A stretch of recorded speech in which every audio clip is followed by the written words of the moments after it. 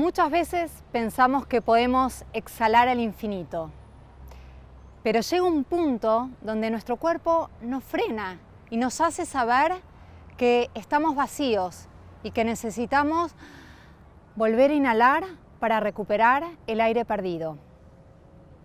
Hace 25 años elegí la carrera de psicopedagogía porque sentía que mi propósito en la vida era ayudar, servir a otros. Y entonces me dediqué a estudiar, me recibí y me seguí capacitando siempre con la idea de ayudar más y mejor. En el ejercicio profesional comencé a dar y junto con ese dar que me llenaba el alma, algo distinto estaba pasando dentro mío. Silenciosamente me estaba vaciando. Todavía no me daba cuenta, pero me estaba quedando sin energías. Y entonces una mañana me descubrí con el termómetro al lado de mi cama y un deseo enorme de enfermarme. Sí, me quería enfermar para poder ocuparme de mí, para poder parar de dar y cambiar el modo de recibir, de permitirme recibir. A inicios del 2020, cuando el COVID-19 tocó la puerta de la humanidad, todos tuvimos que parar. No nos quedó alternativa, no nos dejaron opción. Nos dijeron, quédate en casa. Y entonces toda nuestra vida se vio en pausa. Sacamos el pie del piloto automático. Ya no podíamos seguir haciendo lo que conocíamos, lo que sabíamos hacer. No pudimos salir al mundo a hacer, a producir, a servir. Y entonces, ¿qué pasó? Tuvimos tiempo de mirarnos para ver toda nuestra vida. Y entonces revisamos nuestros patrones, nuestras relaciones. Algunos cuestionamos nuestro trabajo y también nuestras rutinas. Un estudio que se hizo recientemente por la Universidad Autónoma de Tabasco, en México, dijo que el 62,7% de entre más de 1.000 encuestados de Iberoamérica habían incorporado al menos un hábito saludable en sus vidas, en este contexto de pandemia. Los medios de comunicación nos decían, quédate en casa, porque cuidarte es cuidarnos entre todos.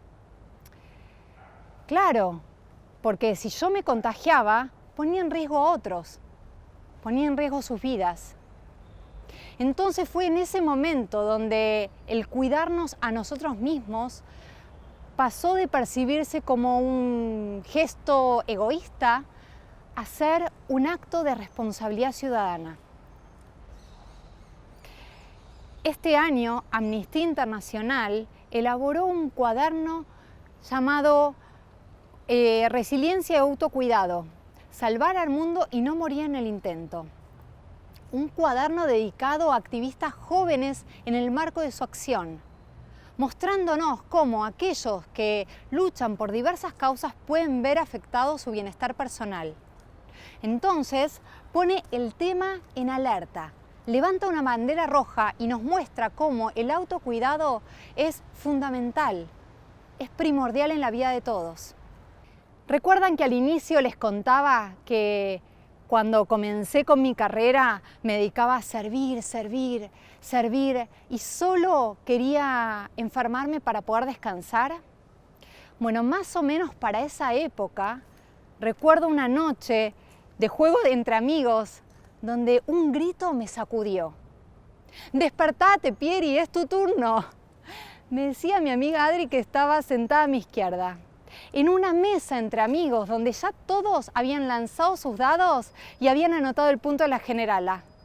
Mientras tanto yo dormía, aprovechaba para descansar hasta que alguien me despertara avisando que era mi turno. Como cofundadora de Panacea, una organización sin fines de lucro que se dedica y trabaja para mejorar la calidad de vida de personas con autismo y sus familias, Muchas veces me encontré en entrevistas con padres, madres de niños con autismo que evidenciaban un altísimo nivel de agotamiento, como el mío. Sin embargo, en esas entrevistas solo se los escuchaba hablar de sus hijos, de sus hijas, y no había un milímetro de espacio para ellos. En el 2008, la Facultad de Psicología de la Universidad de Málaga, en España, presentó una encuesta donde el 72,5% de los cuidadores de niños con autismo evidenciaban un altísimo nivel de sobrecarga, peor salud física y mental que el resto de la población general. Ansiedad, depresión, estrés, síntomas dentro de una larga lista. Hace 6 años, en Panacea, venimos llevando adelante un programa de entrenamiento para habilidades de cuidadores, de niños con desafíos en el desarrollo. Un programa creado por la Organización Mundial de la Salud, en donde nos ponemos a trabajar uno a uno con los cuidadores, dándoles herramientas para interactuar y así ayudar a sus hijos. Y también herramientas específicas para el autocuidado de ellos. Llevando adelante y practicando este lema que nos gusta mencionar, que es cuidar al cuidador. Entonces vemos que la Organización Mundial de la Salud pone el tema y se ocupa del autocuidado de los cuidadores, y Amnistía Internacional del autocuidado de los activistas jóvenes. El autocuidado es vital para todos. Y el primer paso es parar. Parar para ver, parar para escuchar, parar para sentir las señales de nuestro cuerpo. Como cuando vamos en el auto manejando y de repente en el tablero se enciende una luz que nos indica que algo no anda bien.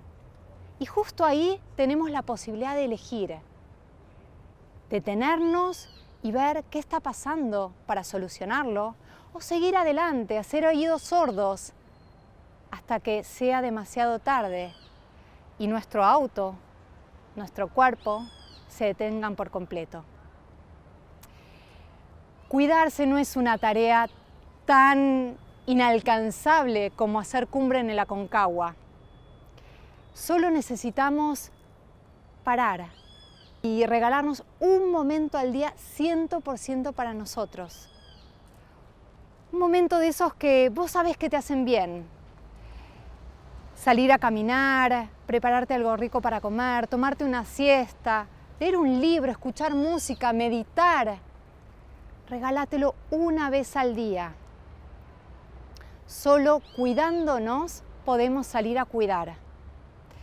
Que el autocuidado sea un bloque infaltable en tu agenda diaria.